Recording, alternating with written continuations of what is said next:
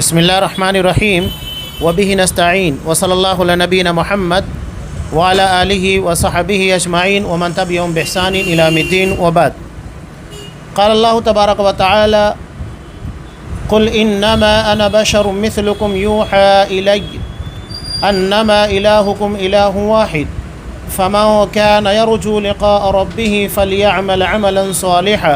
वला युशरिक बिइबादति रब्बिहि अहदा। तमाम किस्मों की तारीफ़ात अल्लाह रब्बुल आलमीन वहदहु ला शरीक के लायक व ज़ेबा हैं, जो सारी कायनात का तन्हा खालिक व मालिक है। और बेशुमार दरूद व सलाम हो अल्लाह के आखिरी नबी जनाब करीम मुहम्मद रसूलुल्लाह सल्लल्लाहु अलैहि वसल्लम की दात मुक़द्दसा पर। मोहतरम सामीन, यहाँ बाब चल रहा है शिर्क असगर से मुताल्लिक़, और इसमें दो अहम अब्वाब का तज़किरा पीछे किया जा चुका है। नंबर एक है गैरुल्लाह की कसम खाना, और दूसरा था अल्फाज में शिर्क करना। अब यहाँ तीसरे नंबर के पर जो चीज़ है, हर मुसलमान को इसके बारे में खुसूसी तवज्जो देना चाहिए, और वो है नीयत व इरादे का शिर्क। इसी को शिर्क ख़फ़ी कहते हैं, यानी छुपा हुआ शिर्क जो ज़ाहिर नहीं होता है। एक आदमी अगर गैरुल्लाह के नाम के पर बकरा ज़बा करता है, मज़ार के पर जाता है या कोई काम, ये तो लोगों की नज़र में आ जाता है, दिखाई देता है कि हाँ ये शिर्क कर रहा है। लेकिन ये नीयत व इरादे का शिर्क शिर्क ख़फ़ी है, छुपा हुआ शिर्क है, जो इबादत के अंदर छुपा होता है। तो इसलिए ये बड़ा नुकसानदा है, बड़ा ख़तरनाक है। और इस ज़िम्न में तबरानी की एक रिवायत भी है, नबी करीम सल्लल्लाहु अलैहि वसल्लम ने इरशाद फरमाया, मुझे अपनी उम्मत के बारे में सबसे ज़्यादा शिर्क ख़फ़ी से डर है। बल्कि आपने कहा कि मुझे दज्जाल से ज़्यादा ख़तरा है शिर्क ख़फ़ी का। असहाब किराम ने पूछा कि अल्लाह का रसूल, ये शिर्क ख़फ़ी क्या है? आप सल्लल्लाहु अलैहि वसल्लम ने कहा, वो रियाकारी है, लोगों को दिखाने के लिए नेक काम करना। बंदा नमाज़ पढ़ता है और नमाज में बेहतरीन तरीके से नमाज अदा करने की कोशिश करता है, ताकि लोग उसकी नमाज की तारीफ़ करें और उसकी नमाज को देखने के बाद कहे कि हाँ ये वाकई बहुत इखलास और इलाहियत के लिए, सिर्फ़ अल्लाह के लिए नमाज अदा कर रहा है। हालांकि वो अल्लाह के लिए नहीं, बल्कि लोगों को दिखाने के लिए और लोगों के दरमियान अपने आप को मुखलिस नमाजी ज़ाहिर करने के लिए होता है। शिर्क ख़फ़ी, नीयत व इरादे का शिर्क, इसकी दो किस्में हैं। पहला है रिया। अब यहाँ रिया का मतलब क्या है? रिया का मतलब ये है, रियाकारी जिसको हम कहते हैं, जो अमल अल्लाह के लिए होना चाहिए वो गैरुल्लाह के लिए, इंसानों को दिखाने के लिए करे,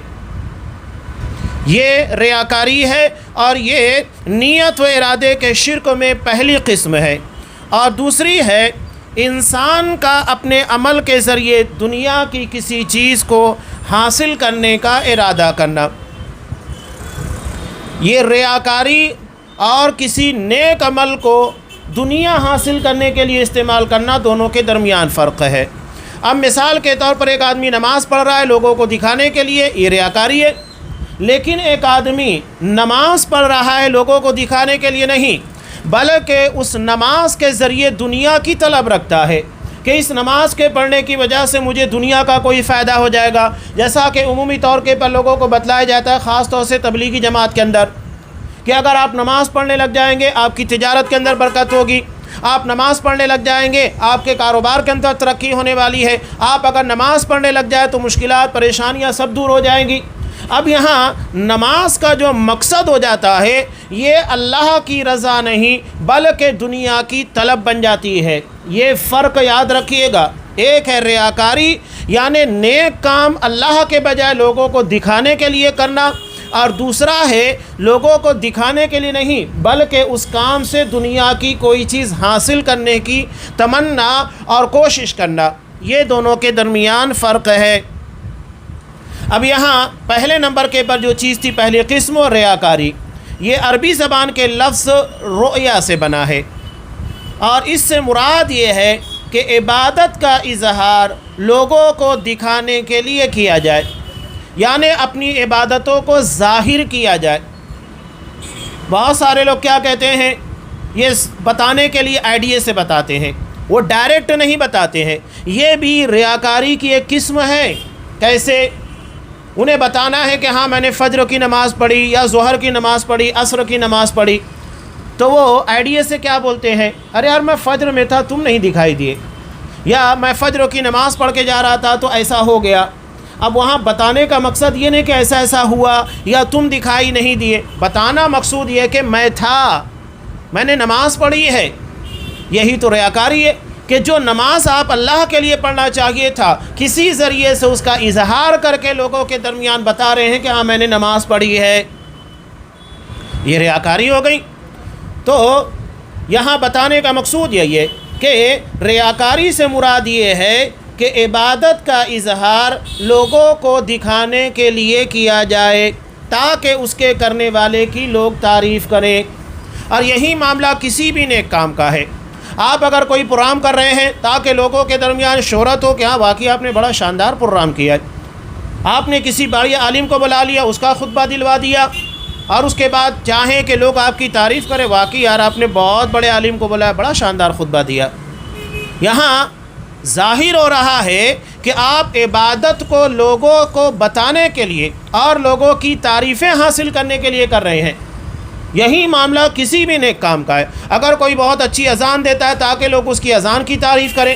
اگر کوئی بہت اچھی قرأت کرتا ہے، اللہ نے اس کی آواز پڑھنے کا لہجہ اچھا دیا ہے تاکہ لوگ تعریف کریں کہ ہاں بڑا بہترین قاری ہے، یہ سب چیزوں کے اندر ہے۔ یہاں تک کہ اگر جہاد ہے، شہادت ہے، دین کا علم ہے، فیاضی ہے، سخاوت ہے، زکوٰۃ ہے، صدقات ہیں، جتنے بھی نیک کام ہیں، اگر وہاں پر یہ جذبہ پیدا ہو گیا تو پھر سمجھ لیے کہ سارا معاملہ کھٹائی کے اندر پڑ گیا۔ اب اگر اس سے آگے معاملہ بڑھ گیا، یعنی بہت سارے لوگوں کو دکھانا مقصود ہو گیا، اگر کچھ لوگ غلطی سے اپنے کسی عمل کو سوشل میڈیا پر ڈال دیتے ہیں تو کچھ لوگ واویلا مچانے لگتے ہیں، یہ دیکھو ریاکار ہے، مکار ہے، عالم ہو کے ایسا کرتا ہے۔ یہ ٹھیک ہے، ایک آدمی کی نیت اور ارادہ کیا آپ کیسے فیصلہ کر سکتے ہیں؟ اس کے پر پھر باقاعدہ منظم سازشی انداز میں لوگوں کے آرٹیکل لکھوائیں گے تاکہ بدنام کیا جائے۔ یہ ایک خطرناک قسم کا سازشی حربہ ہے جو وقت کے منافقین ادا کرتے رہتے ہیں مسلمانوں کو بدنام کرنے کے لیے، خاص طور سے علماء کو۔ خیر، یہ ایک بات ہوئی، ضمناً ایک بات نکل گئی۔ اب ایک مسئلہ اس کے اندر یہ آتا ہے کہ آپ کسی کام کو کرنے کے بعد خاص طور سے سوشل میڈیا کے پر اخبارات کی زینت بنائے، بڑی بڑی خبریں بنائے، کام چھوٹا سا ہو اور اسے خوب پروپیگنڈے کے انداز سے پیش کریں کہ ہم نے بڑا تیر مار دیا، بڑا کارنامہ انجام دے دیا ہے، اور بڑے بڑے اخبارات کی زینت بنانے کی کوشش کریں۔ یہ بھی تو ریاکاری ہے نا، وہ تو اللہ بہتر جانتا ہے، لیکن چیزیں جھلکنے لگتی ہیں، سمجھ میں آنے لگتی ہے کہ ریاکاری ہے کہ نہیں ہے، سمجھ میں آنے لگتی ہے ساری چیزیں۔ اب مثال کے طور پر ایک عام بات میں بتا رہا ہوں کہ ایک پروگرام جو ہم یہاں پر منعقد کر رہے ہیں، اب اس کی جو حدود ہے ہمارے اپنے شہر کی حد تک ہے۔ اب یقینی بات ہے کہ ہم اس کا اظہار کریں گے تو زیادہ سے زیادہ ہمارے اطراف کے لوگ اس میں شامل ہوں گے، لیکن اب اسے ایسی جگہ لے جا کر اس کے پوسٹر کا اظہار کرنا اور پوسٹر بازی کرنا، اشتہار بازی کرنا، جو کہ صرف ہمارے اپنے علاقے کی سطح پر نہیں بلکہ وہ صوبائی سطح کا ہو، صوبائی سے آگے بڑھ کر ملکی بلکہ بین الاقوامی سطح، بتانے کا مقصود یہ کہ دیکھو ہم اتنا بڑا پروگرام کر رہے ہیں، حالانکہ اس پروگرام کا لوگوں سے کوئی لینا دینا نہیں، بتانا مقصود یہ کہ ہاں دیکھو ہماری ایکٹیویٹی اتنی زیادہ ہے، یعنی اپنے کام کا لوگوں کے درمیان ریاکارانہ طور کے پر اظہار کرنا۔ یہ بہت وسیع موضوع ہے، اس لیے اس باب میں بہت چوکنا رہنا چاہیے۔ آپ صلی اللہ علیہ وسلم نے فتنہ دجال سے زیادہ اس باب میں امت مسلمہ کے تعلق سے خوف ظاہر کیا ہے۔ ریاکاری حدیث میں دو لفظ آتا ہے، ایک ریا ہے اور ایک سمعہ ہے، دونوں کے درمیان تھوڑا سا فرق ہے۔ ریاکاری عمل کے پر ہوتی ہے، مثال کے طور پر آپ نماز پڑھ رہے ہیں یا کوئی کام کر رہے ہیں جس کی بنیاد کے پر لوگ آپ کی تعریف کریں، لوگوں کے درمیان آپ اظہار کر رہے ہیں، اور سمعہ دراصل یہ آواز سے متعلق ہے، یعنی کوئی آپ کی تقریر کی، آپ کے درس کی، آپ کی قرأت کی یا تو آپ کی نماز کی تعریف کرے کہ آپ کتنی بہترین نماز پڑھاتے ہیں، آپ کی قرأت کتنی اچھی ہے، تو یہ سمع کے اندر آتا ہے۔ اور آپ صلی اللہ علیہ وسلم نے دونوں کے تعلق سے کہا کہ یہ شرک ہے، لیکن یہ شرک اصغر ہے، شرک اکبر نہیں ہے۔ اللہ تبارک و تعالیٰ نے اس باب میں واضح طور پر کہا کہ قل انما انا بشر مثلکم، آپ کہہ دیجئے کہ میں تمہاری ہی طرح ایک انسان ہوں، یوحی الی، میری طرف وحی کی جاتی ہے، یعنی میرے اور تمہارے درمیان وحی کا فرق ہے۔ تمہارے پر اللہ کا پیغام نہیں آتا ہے اور مجھ پر اللہ کا پیغام آتا ہے، اور وہ پیغام کیا ہے؟ انما الہکم الہ واحد، تمہارا معبود صرف ایک ہی معبود ہے۔ فمن کان یرجو لقاء ربہ، پس جو اپنے رب سے ملاقات کی امید کرے، اور ہر کسی کو یقین ہے کہ اسے اللہ سے ملاقات کرنا ہے، ہر کسی کو موت آنے والی ہے اور ہر کسی کو اللہ تبارک و تعالیٰ کے سامنے پیش ہونا ہے، تو فَلْيَعْمَلْ عَمَلًا صَالِحًا، اسے نیک کام کرنا چاہیے۔ عمل صالح کا مطلب کیا ہے؟ جس کام کو کرنے کا اللہ نے حکم دیا ہے اسے آپ صلی اللہ علیہ وسلم کی سنت، آپ کے طریقے کے مطابق بجا لانا، یہ ہے عمل صالح۔ وَلَا يُشْرِكْ بِعِبَادَةِ رَبِّهِ أَحَدًا، اور بندگی میں، عبادت میں، اپنے رب کی عبادت میں کسی کو شریک نہ کرے۔ اور ریاکاری میں شرک ہوتا ہے،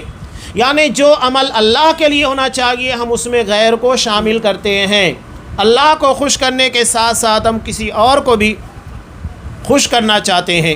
علامہ ابن قیم رحمۃ اللہ علیہ اس آیت کے معنی میں بیان فرماتے ہیں، یعنی جیسا کہ اللہ اکیلا ہے،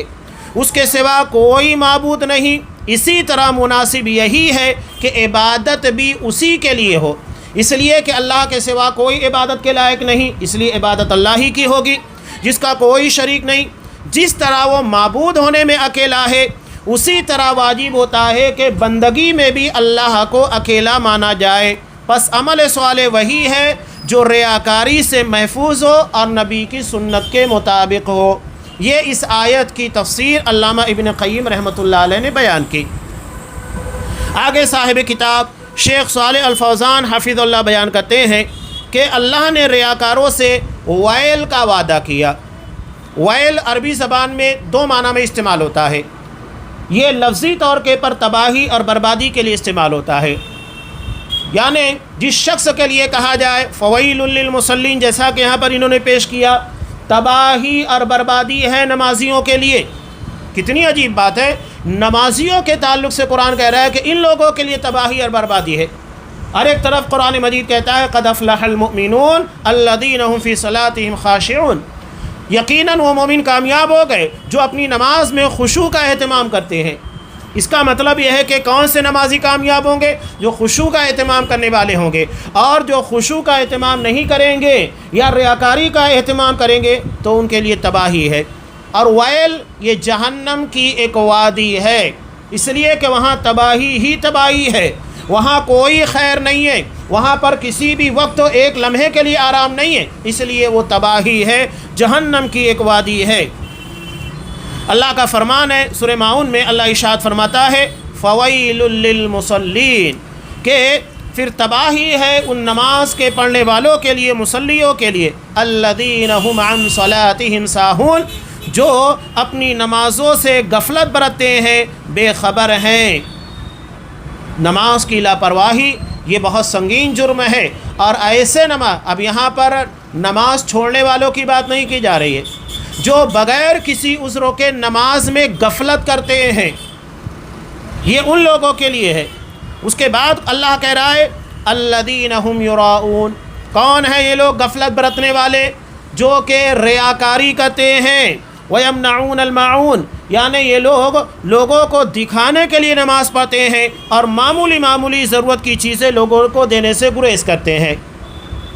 یعنی انتہائی گھٹیا پن کا مظاہرہ۔ اللہ کی جو عبادت کرنا چاہیے وقتوں کے پر اللہ کے لیے وہ نہیں کرتے، اور لوگوں کی ضرورت پورا کرنا چاہیے جو حقوق العباد میں سے وہ بھی نہیں کرتے، یعنی نہ اللہ کا حق ادا کرتے ہیں نہ بندوں کا حق ادا کرتے، دونوں معاملات کے اندر کوتاہیاں برتتے ہیں۔ اب یہاں آگے ارشاد فرمایا اللہ تبارک و تعالیٰ نے منافقین جو کہ ریاکاری جن کی صفات میں سے تھیں، ان المنافقین یخادعون اللہ، کہ منافقین اللہ کو دھوکہ دیتے ہیں، یہ ان کے اپنے گمان کے مطابق، ورنہ اللہ کو کوئی دھوکہ نہیں دے سکتا، اللہ سب جانتا ہے، سب سمجھتا ہے۔ اس لیے قرآن مجید کہتا ہے وہ خادعہم، حالانکہ وہ خود اپنے آپ کو دھوکہ دے رہے ہیں۔ وَإِذَا قَامُوا إِلَى الصَّلَاةِ قَامُوا كُسَالَىٰ يُرَاءُونَ النَّاسَ، جب یہ نماز کے لیے کھڑے ہوتے تو سستی کے ساتھ، یعنی نماز کا سننے کے بعد، اذان کی آواز کے آنے کے بعد، جماعت کا وقت قریب آنے کے بعد ان کے ذہن و دماغ کے پر سستی چھا جاتی ہے، پھرتی نہیں ہوتی اور چاق و چوبند نہیں رہتے، چستی نہیں رہتی۔ یراؤن الناس، یہ صرف لوگوں کو دکھانے کے لیے نماز پڑھتے ہیں کہ ہاں ہم نمازی ہیں، تاکہ کوئی ہمیں مسلمانوں کی صف اور مسلمانوں کے معاشرے سے الگ نہ سمجھے۔ نیز نبی کریم صلی اللہ علیہ وسلم نے ارشاد فرمایا، حدیث قدسی ہے جسے امام مسلم رحمۃ اللہ علیہ نے روایت کیا ہے، اللہ تبارک و تعالیٰ ارشاد فرماتا ہے انا اغنى الشركاء عن الشرك، میں تمام شرکاء کے بارے میں شرک سے سب سے زیادہ بے نیاز ہوں۔ من عمل عملا اشرک فیہ معی غیری، جس نے کوئی بھی ایسا کام کیا جس میں میرے ساتھ میرے علاوہ کو بھی شریک کر لیا، تو ترکتہ و شرکا، تو میں اسے اور اس کے شرک کو چھوڑ دیتا ہوں، یعنی وہ عمل ضائع ہو جاتا ہے، برباد ہو جاتا ہے۔ اب مثال کے طور پر اگر کوئی شخص لوگوں کو دکھانے کے لیے صدقہ دیتا ہے، زکوٰۃ دیتا ہے، روزہ رکھتا ہے، نماز پڑھتا ہے، کوئی بھی نیک کام کرتا ہے، تو یہ چیز اس کے عمل کو ضائع کر دیتی ہے، اللہ کے یہاں پر ثواب نہیں ملتا ہے۔ یعنی جس نے اپنے عمل سے میرے علاوہ مخلوق کا قصد کیا، لوگوں کو دکھانا، لوگوں کو خوش کرنا، تو اسے اور اس کے عمل کو ترک کر دیتا ہوں۔ اور ابن ماجہ کی روایت میں ہے کہ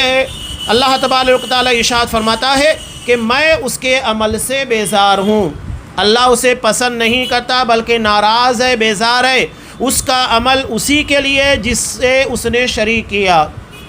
اب کس کے لیے بھی، لوگوں کو دکھانے کے لیے یا کچھ بھی کیا ہو، تو اسی طرف پھیر دیا جاتا ہے۔ اب یہاں ابن رجب رحمہ اللہ فرماتے ہیں جان لو کہ غیر اللہ کے لیے کیے جانے والے اعمال کی کئی اقسام ہیں، اللہ کے علاوہ کے لیے جو کام کیے جا رہے ہیں،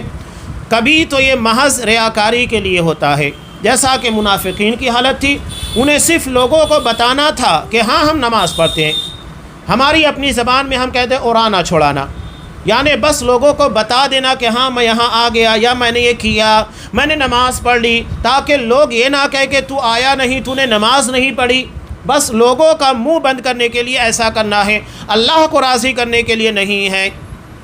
اللہ فرماتا ہے وَإِذَا قَامُوا إِلَى الصَّلَاةِ قَامُوا كُسَالَىٰ يُرَاءُونَ النَّاسَ، یہ منافق جب نماز کے لیے اٹھتے ہیں تو کسمساتے ہوئے، یعنی لاپرواہی کے ساتھ، سستی کے ساتھ، دل قطن گوارا نہیں کرتا ہے کہ نماز پڑھی جائے، محض لوگوں کو دکھانے کی خاطر اٹھتے ہیں، تو یہ محض ریاکاری ہے۔ فرض نمازوں اور روزوں میں اس کا صدور مومن سے ممکن نہیں کہ مومن ایسا کرے کہ اس کے دل میں سستی ہو، لاپرواہی ہو، نماز کے پڑھنے کے تعلق سے بے توجہی ہو، ایسا نہیں ہو سکتا، بلکہ اسے معلوم ہے کہ اللہ نے مجھے اسی کے لیے پیدا کیا، نماز کے لیے، عبادت کے لیے، تو اذان کے سننے کے بعد وہ فوری طور پر نماز کی تیاری کرتا ہے اور باجماعت نماز ادا کرنے کی کوشش کرتا ہے۔ ہاں کبھی صدقہ یا حج وغیرہ جو ظاہری اعمال ہے جس کا نفع متعدی ہوتا ہے، متعدی کا مطلب بہت سارے نفع، تو صدقہ، اب صدقے کے تعلق سے آپ صلی اللہ علیہ وسلم نے بہت ساری چیزیں بیان فرمائی، اللہ تبارک و تعالیٰ کے غصے کو ٹھنڈا کر دیتا ہے، بری موت سے بچاتا ہے، آنے والی آفت اور پریشانی سے بچاتا ہے، بہت سارے فوائد ہیں یہ بتائے گئے ہیں صدقے سے، اور یقیناً یہ چیزیں حاصل ہوتی ہے اگر اخلاص کے ساتھ اللہ کی راہ میں مال خرچ کیا گیا۔ یا حج، عمرہ، آپ صلی اللہ علیہ وسلم نے کہا کہ عمرے کے پر عمرہ کرنا یہ ہمارے لیے رزق میں برکت اور دنیا کے اندر اللہ کی رحمت اور اس کے برکت کے نزول کا ذریعہ ہے۔ ان اعمال میں اخلاص غالب ہونا چاہیے، یعنی اصل چیز اللہ کی رضا ہونی چاہیے۔ آپ صدقہ کر رہے ہیں ٹھیک ہے، آپ صلی اللہ علیہ وسلم نے بیان کیا اللہ کے غصے کو ٹھنڈا کرتا ہے، بری موت سے بچاتا ہے اور مصیبتوں کو ٹالتا ہے، یہ چیزیں اپنی جگہ پر ہمارا ایمان ہے، لیکن ان چیزوں کے پر غالب اخلاص ہونا چاہیے، صرف اللہ کی رضا کے لیے مال خرچ کرو، اور اس کے بعد نبی کی حدیث کے مطابق یہ سوچنا چاہیے کہ ہاں ہمیں یہ فوائد ہوں گے، لیکن غالب چیز اخلاص صرف اللہ کی رضا ہونی چاہیے۔ اس طرح کے عمل کے بارے میں کوئی شک نہیں کہ یہ مسلمان کو گرا دیتا ہے اور اس کا کرنے والا اللہ کی ناراضگی اور سزا کا مستحق بن جاتا ہے، یعنی اگر وہ اخلاص کے ساتھ یہ کام نہیں کرے گا۔ کبھی تو عمل اللہ ہی کے لیے کیا جاتا ہے لیکن اس میں ریاکاری شریک ہو جاتی ہے۔ اب یہ مسئلہ جو بیان کر رہے ہیں کافی اہمیت کا حامل ہے، اس پر غور کرنا ہے کہ کبھی تو عمل اللہ ہی کے لیے کیا جاتا ہے لیکن اس میں ریاکاری شریک ہو جاتی ہے۔ اب مثال کے طور پر ایک شخص صدقہ کرنے گیا، نماز پڑھنے گیا، بنیادی طور پر اس کی نیت یہی تھی کہ صرف اللہ راضی ہو۔ اب نماز پڑھنے لگا، نماز کے دوران اس کے اندر ریاکاری کی باتیں پیدا ہو رہی ہے، شیطان اس کو وسوسہ ڈال کر اسے ریاکاری کی طرف آمادہ کر رہا ہے۔ بنیادی طور پر وہ نماز لوگوں کو دکھانے کے لیے نہیں پڑھ رہا ہے بلکہ اخلاص ہی غالب تھا، اخلاص کی بنیاد پر صرف اللہ کے لیے۔ اب نماز کے دوران ریاکاری کا حملہ ہوتا ہے، تو وہی بات یہاں بیان کی جا رہی ہے، اگر ریاکاری عمل کی بنیاد ہی میں شامل ہے تو نصوص صحیحہ اس کے بطلان پر دلالت کرتے ہیں، یعنی اگر کوئی شخص نماز لوگوں کو دکھانے کے لیے ہی پڑھ رہا ہے، پہلے ہی سے نیت ہے کہ میں لوگوں کو دکھاؤں گا، یا صدقہ لوگوں کو دکھانے کے لیے ہی ہے، تو بات ختم ہو گئی، بنیادی طور پر ہی اس کے اندر ریاکاری تھی۔ لیکن اب یہاں فرق یہ ہوتا ہے کہ ایک بندہ اللہ ہی کے لیے مال خرچ کر رہا ہے، اللہ کے لیے عبادت کر رہا ہے، لیکن دوران عبادت ریاکاری کا حملہ ہوتا ہے، یہ ایک الگ مسئلہ ہے، اسی کو یہاں بیان کیا جا رہا ہے۔ لیکن اگر عمل اللہ ہی کی خاطر تھا، بعد میں اس پر ریاکاری طاری ہو گئی، اگر ریاکاری کا احساس گزرا پھر اس کو دفع کر دیا تو اس میں کوئی اختلاف نہیں کہ اسے کوئی نقصان نہیں ہوگا۔ اب مثال کے طور پر ایک شخص نماز پڑھ رہا تھا، نماز کے دوران اس کے دل میں خیال آیا کہ لوگ میری نماز کی تعریف کریں، لیکن اس نے فوری طور پر سمجھ لیا کہ یہ ریاکاری ہے، اس سے میری عبادت ضائع ہو جائے گی، یا وہ صدقے کے دوران یا کوئی بھی نیک عمل کرنے کے درمیان اس کے دل میں یہ بات آئی، لیکن اس نے فوراً اس جذبے کو دبا دیا، ختم کر دیا اور اپنی نیت اور ارادے کو اللہ کی طرف موڑ دیا، تو اس میں کوئی شک نہیں کہ اسے نقصان نہیں ہوگا، یعنی ایک وسوسہ تھا جو آیا اور ختم ہو گیا۔ اور اگر اسی احساس کے ساتھ اس کو چھوڑ دیا تو اس کا عمل برباد ہوگا یا نہیں، کہ اس کی اصل نیت کی بنیاد پر بدلہ ملے گا، یہاں پر مسئلہ ہے۔ اب یہاں ایک شخص اخلاص کے ساتھ نماز پڑھنے کے لیے کھڑا ہوا، صدقہ و خیرات یا کوئی دینی کام کر رہا ہے، حج کر رہا ہے، عمرہ کر رہا ہے، بنیادی طور پر نیت اللہ کو راضی کرنا ہی تھا، اب لیکن بعد میں ریاکاری طاری ہو گئی، اب اس نے اسے دور نہیں کیا بلکہ اسی کے پر کاربند رہا، ریاکاری اس کے اندر شامل رہی، تو یہ معاملہ کیا ہوگا؟ اس کا معاملہ اخلاص کو دیکھتے ہوئے جو کہ بنیادی طور پر تھا فیصلہ ہوگا، یا تو پھر ریاکاری کو دیکھتے ہوئے اس کے عمل کو ضائع کیا جائے گا، تو اس بارے میں اختلاف ہے۔ تو صاحب کتاب شیخ صالح الفوزان حفظ اللہ بیان کرتے ہیں کہ اس بارے میں علماء سلف کے درمیان اختلاف ہے۔ اس بات کو امام احمد اور امام ابن جریر رحم اللہ نے بیان کیا اور اسی کو ترجیح بھی دی ہے کہ اس کا عمل باطل نہیں ہوگا۔ کیوں نہیں ہوگا؟ اس لیے کہ اس نے بنیاد اخلاص کے پر رکھی تھی، بعد میں ریاکاری شامل ہوئی، بنیادی طور کے پر ریاکاری نہیں آئی، اور اسے اپنی پہلی نیت کی بنیاد پر ہی بدلا دیا جائے گا۔ یہی حضرت امام حسن بصری رحم اللہ سے بھی مروی ہے، یعنی بعد میں اگر ریاکاری شامل ہو جاتی ہے تو اس بنیاد کے پر عبادت میں کوئی فرق نہیں پڑے گا، بنیادی طور کے پر جو نیت تھی اللہ اسی بنیاد کے پر اس کو اجر دے گا اور اس کو ریاکار میں شامل نہیں کیا جائے گا۔ تو صاحب کتاب کہتے ہیں پس اپنے اعمال کی شرک جیسے گناہ سے حفاظت کیجیے، یہ شرک اصغر ہے، اس سے کہیں زیادہ بڑھ کر جیسے اپنی جان کی حفاظت دشمنوں سے کرتے ہو، اور اس سے بھی کہیں بڑھ کر جس طرح کے اپنے اموال کی حفاظت چوروں سے کرتے ہو، اس لیے کہ شرک کا خطرہ بڑا ہی عظیم ہے، لہذا ہمیں شرک کے بارے میں بہت چوکنا رہنا چاہیے۔ اب یہاں شرک اصغر کی یعنی نیت اور ارادے میں پائے جانے والے شرک کی دوسری قسم کہ انسان اپنے عمل سے دنیا کی خواہش کرے۔ اب یہاں عمل لوگوں کو دکھانے کے لیے نہیں، بلکہ اس عمل کو دنیا کی کوئی چیز حاصل کرنے کے لیے کرے، اپنے عمل سے دنیا کمانے کا ارادہ رکھنا نیت و ارادے کے شرک کی ایک قسم ہے۔ آپ یہاں خاص طور سے تبلیغی جماعت کی بات کریں تو لوگوں کو اللہ کے لیے کرنے کے بجائے زیادہ دنیا کا مفاد اور دنیا کی برکتیں بتاتے ہیں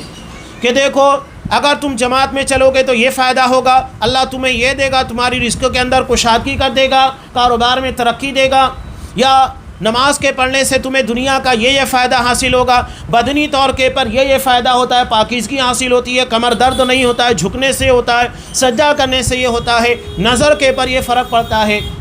تو دراصل یہ عبادتوں کو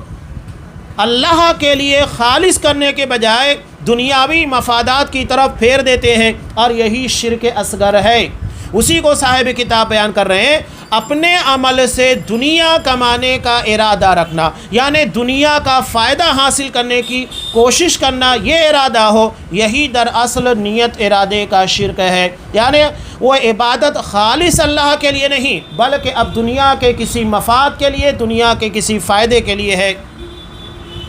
اللہ نے ہمیں اس کتاب میں خبردار کیا ہے، اور اس کے رسول نے اپنی سنت میں، یہ شرک ایسا ہے کہ انسان کو جس عمل سے اللہ کی خوشنودی مقصود ہونی چاہیے تھی، اس سے دنیا کی کسی اور چیز کی تمنا کرے۔ یہ شرک ہے جو توحید کے منافی ہے اور عمل کو ضائع کر دیتا ہے۔ اب یہاں پر دلیل کے طور پر صاحب کتاب شیخ صالح الفوزان حفظہ اللہ سورہ ہود آیت نمبر 15 اور 16 کو پیش کرتے ہیں۔ اللہ فرماتا ہے، من کان یرید الحیات الدنیا وزینتہا، جس کا ارادہ دنیا اور دنیا کی زینت، اس کی خوشنمائیوں کو طلب کرنا ہے، نوفی الیہم اعمالہم، تو ہم اس کی کارگزاری کا، اس کے عمل کا پورا بدلہ اسے دے دیتے ہیں، وہم فیہا لا یبخسون، اور اس میں کوئی کمی نہیں کی جاتی، یعنی جتنا بدلہ ملنا چاہیے اللہ دنیا میں پورا دے دیتا ہے، اس لیے کہ اس نے دنیا اور دنیا کی خوشنمائیاں یا دنیا کے اندر جو بھی نعمتیں ہونی چاہیے تھی اس کی تمنا کی تھی۔ اولئک الذین لیس لہم فی الآخرہ، کہ ان لوگوں کا آخرت میں کوئی حصہ نہیں۔ کیوں حصہ نہیں ہے؟ اس لیے کہ یہ آخرت کے لیے نہیں بلکہ دنیا کے لیے کام کیا گیا تھا۔ الا النار، سوائے جہنم کے، آخرت میں صرف آگ ہوگی، جہنم ہوگی۔ وَحَبِطَ مَا صَنَعُوا فِيهَا، انہوں نے جو کچھ بھی نیک عمل کیے تھے۔ اب یہاں نمازی لے لیجئے، جیسا کہ لوگ دنیا کی طلب کے لیے، دنیا کے فائدے کے لیے اور دنیا کی برکتوں کو حاصل کرنے کے لیے پڑھ رہے ہیں، اللہ کی رضا یہاں پر بنیادی طور کے پر ہے ہی نہیں،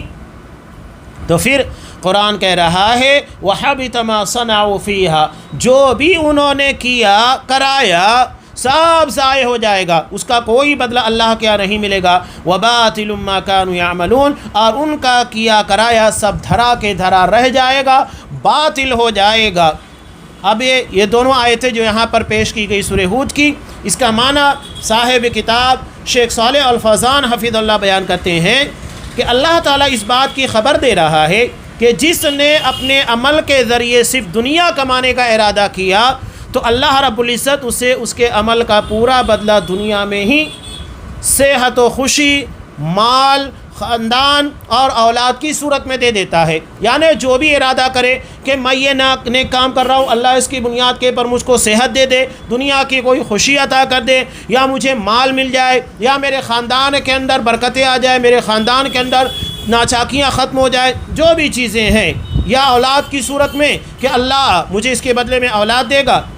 تو یہ اس کی مشیت کے ساتھ مقید ہے، جیسا کہ اللہ تعالیٰ دوسری آیت کے اندر ارشاد فرماتا ہے سورہ بنی اسرائیل میں، عجلنا لہ فیہا ما نشاء لمن نرید، جو کوئی اس دنیا میں جلدی حاصل ہونے والے فائدوں کا خواہش مند ہو اسے یہی ہم دے دیتے ہیں جو کچھ بھی جسے دینا چاہیں۔ اب یہاں اللہ نے یہ نہیں کہا کہ ہر کسی کو، بلکہ جسے ہم دینا چاہیں اسے، ان لوگوں کے لیے آخرت میں سوائے جہنم کی آگ کے کچھ نہ ہوگا، اس لیے کہ ان لوگوں نے ایسا عمل کیا ہی نہیں جو انہیں جہنم کی آگ سے نجات دلا سکے۔ جہنم کی آگ سے نجات کون دلائے گا؟ عمل صالح جو کہ خالص اللہ کے لیے کیا گیا ہو، اللہ کی رضا کے لیے، آخرت کے لیے کیا گیا ہو، آخرت کے عذاب سے نجات پانے کے لیے کیا گیا ہو، آخرت کی کامیابی کے لیے کیا گیا ہو۔ اگر آخرت کے لیے نہیں ہے تو جہنم سے نجات نہیں ملے گی، ان کا عمل آخرت میں برباد ہوگا جس پر کوئی ثواب نہیں ملے گا، اس لیے کہ ان کا ارادہ آخرت کی کامیابی کا تھا ہی نہیں۔ اب یہاں صاحب کتاب حضرت قتادہ رحمہ اللہ کا قول نقل کرتے ہیں، فرماتے ہیں، حضرت قتادہ فرما رہے ہیں، اللہ فرماتا ہے کہ جس کا ارادہ و نیت دنیا کی طلب ہو تو اللہ تعالیٰ اس کی نیکیوں کا بدلہ دنیا ہی میں دے دیتا ہے۔ مثال آپ کے سامنے بالکل واضح ہے کہ اگر کوئی شخص صدقہ اس لیے کرے تاکہ اس کے پر کوئی مصیبت ٹل جائے، یا تو اللہ کا غصہ ٹھنڈا ہو جائے، یا تو اس کے بدلے میں آنے والی کوئی مصیبت اس کے پر نہ آئے، سے بہت ساری چیزیں ہیں، تو جو بھی ارادہ کرے گا وہ دنیاوی اعتبار سے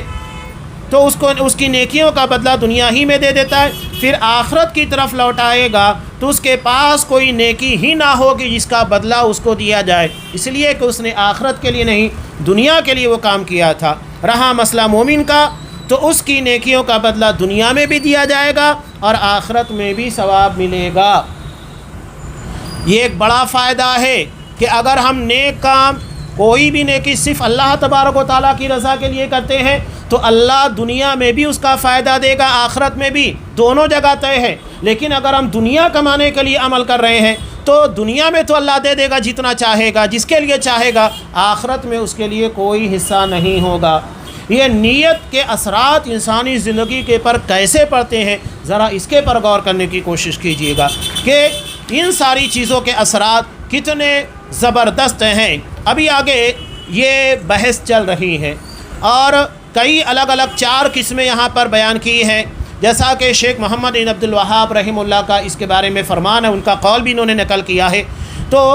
چونکہ یہ کافی تفصیل طلب ہے، انشاءاللہ آئندہ درس میں وہ تفصیل بیان کی جائے گی۔ یہ بڑا عظیم موضوع ہے اس لیے کہ یہ دل کی عبادت سے جڑا ہوا ہے، اور آپ صلی اللہ علیہ وسلم نے صاف کہا انما الاعمال بالنیات، تمام اعمال صالحہ کا دار و مدار نیتوں پر ہے۔ تو ہمیں اپنے نیت کے بارے میں بہت چوکنا رہنا ہے، اس لیے کہ ہم نے پوری زندگی نیک کام کی لیکن اگر نیتوں کے اندر فطور ہے تو سارے عمل کو ضائع اور برباد کر دے گا، چاہے وہ جہاد ہو یا علم دین کی خدمت کرنے والا عمل ہو، یا تو پھر صدقہ و خیرات ہو، فیاضی ہو، لوگوں کے درمیان اپنا مال تقسیم کرنا ہو، کوئی بھی عمل ہو، بڑے بڑے اعمال کو ضائع اور برباد کر دینے والی چیز ہے ریاکاری، نیتوں کا بطلان۔ لہذا اسے خالص اللہ کے لیے کرنے کی کوشش کیجیے تاکہ دنیا کے ساتھ آخرت میں بھی ہم کامیاب ہو سکے، اس کا فائدہ دنیا اور آخرت دونوں جگہ ہمیں ملے۔